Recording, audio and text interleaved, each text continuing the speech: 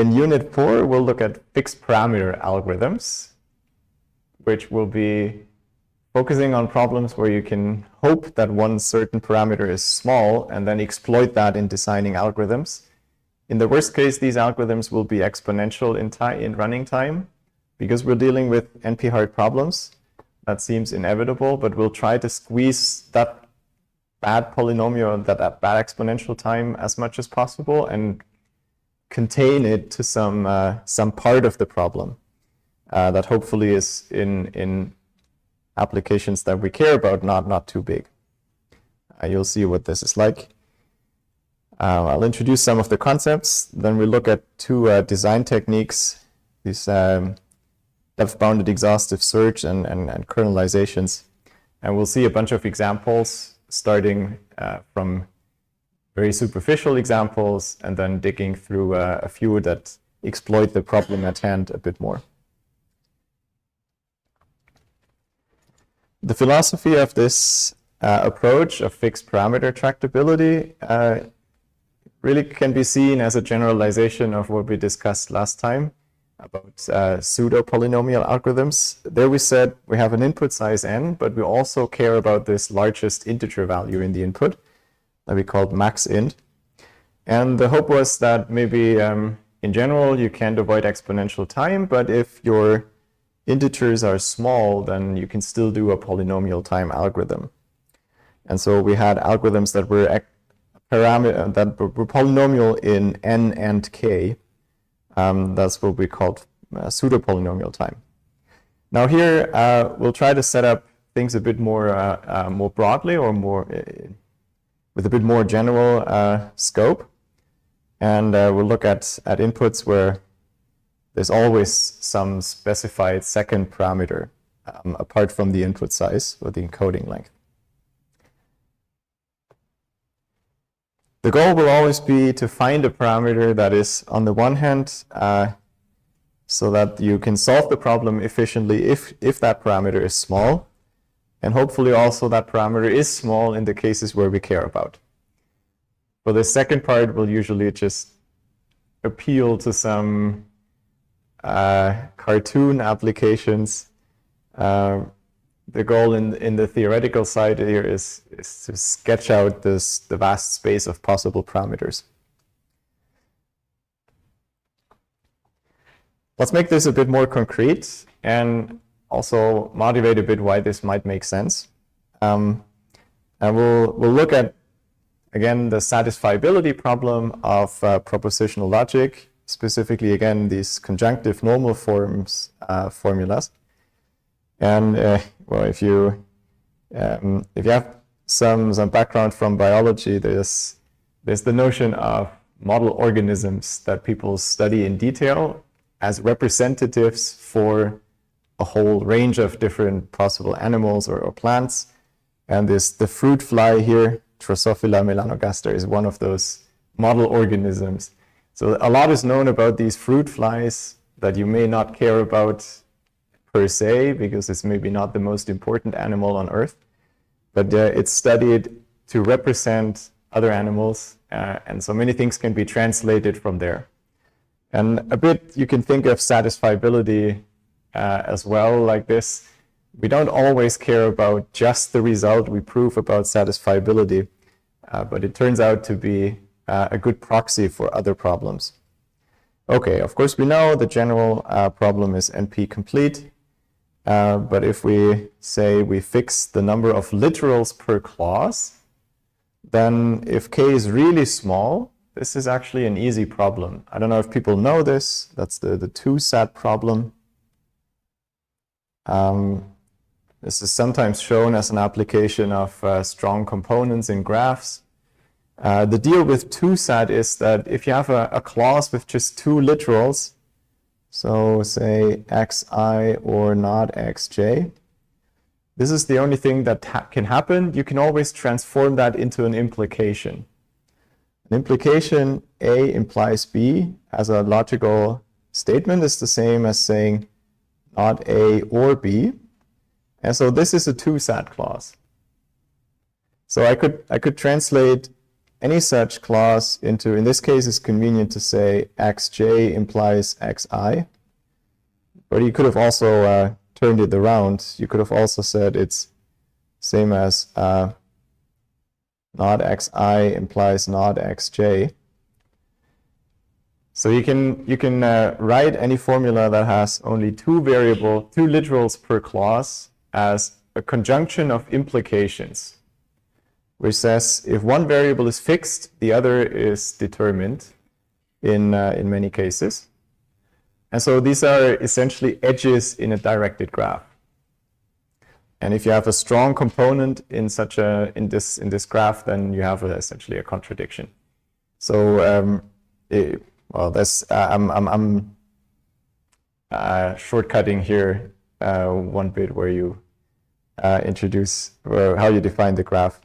But in essence, if you can solve strong components in graphs, which is in polynomial time, you can solve these formulas with two literals per clause.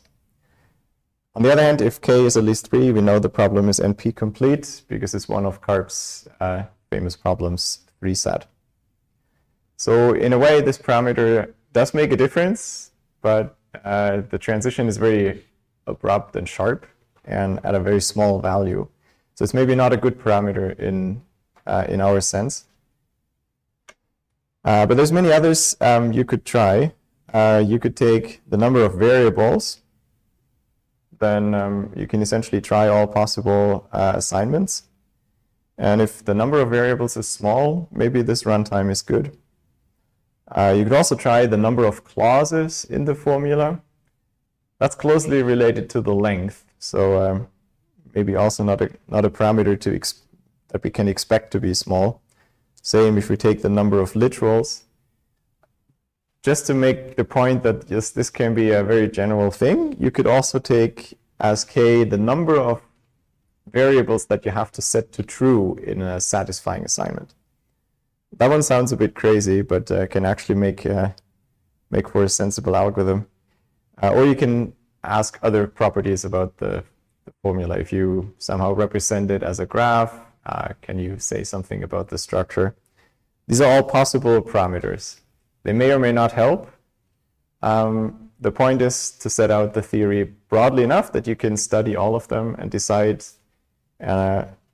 which ones are helpful and which ones don't make the problem easy, even if they're small.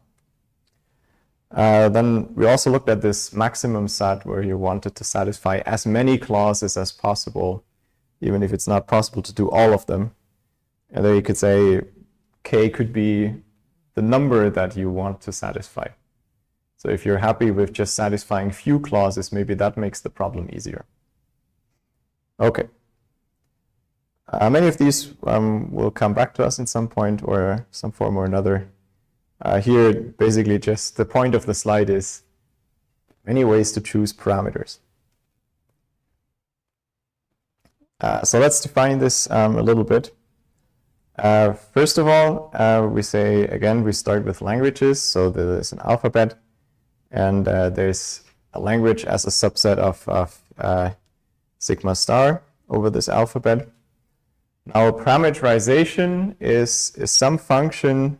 I'll write kappa for these functions and k for the parameter, so that hopefully that's mnemonic. It's just a function that maps these strings from all possible strings to numbers.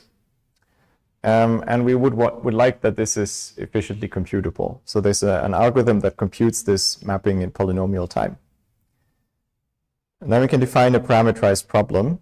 That's a pair of a language, subset of this alphabet, and a parameterization. Okay? So far, completely general. Sometimes it's convenient because the language already has the form of a pair where you have a word and a number. So if the language already has this specific form, you could say we don't need to specify the parameterization. It's just take the second number as your parameter.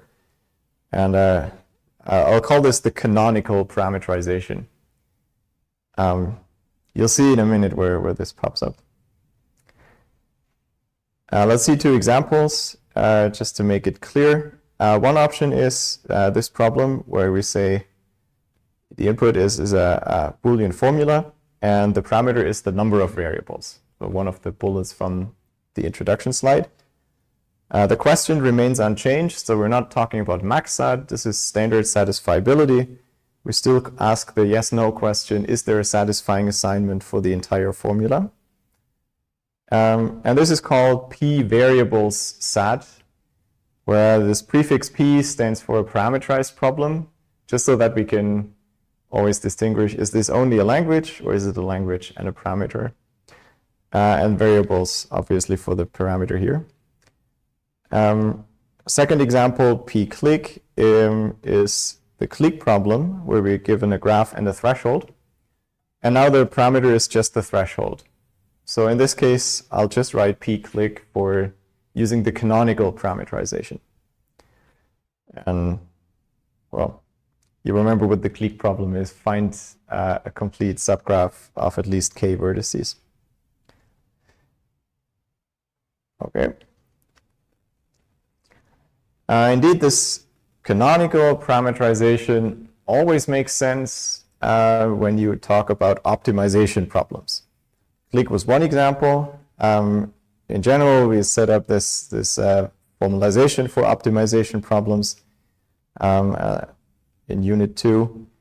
So whenever you're given such a problem, you can say the parameterized version of this problem, the canonically parameterized version, is the threshold language. So again, this was pairs of an instance for the optimization problem and a threshold k, a number. And it was the language contains all those pairs where the optimal solution for x is at least as good as k. Right? That's the natural decision problems associated with an optimization problem. And now the parameter is also just set to the same number k. Now this means this problem contains instances where this threshold is exactly the optimal value, but it could also be the threshold that is loose, right? It doesn't need to be the exact optimal answer. It's just this pair of numbers that make up the parameterized problem. Just to reiterate, that's precisely what's written here for the clique problem. We're given a graph and an arbitrary number, and the question is open. It may or may not, the graph may or may not contain a clique of at least k vertices. But that's the parameter. No matter whether the graph contains a clique or not, the given number is your parameter. Okay? That's the basic setup. And of course, this is not the only way to parameterize an optimization problem. It's a natural thing to ask for this specific number as a parameter, but you could also define whatever else you can think of. Parameterizations can be anything. Anything that maps the input to a number. Of course, we've seen many optimization problems, and the canonical parameterization exists for all of them. Where it's clear what we mean, I'll write the specific parameter between p and the problem name. That's a nice shorthand notation. So we could use this to mean the CNF sat problem where I'm parameterizing by the number of clauses. I've seen the one with variables before.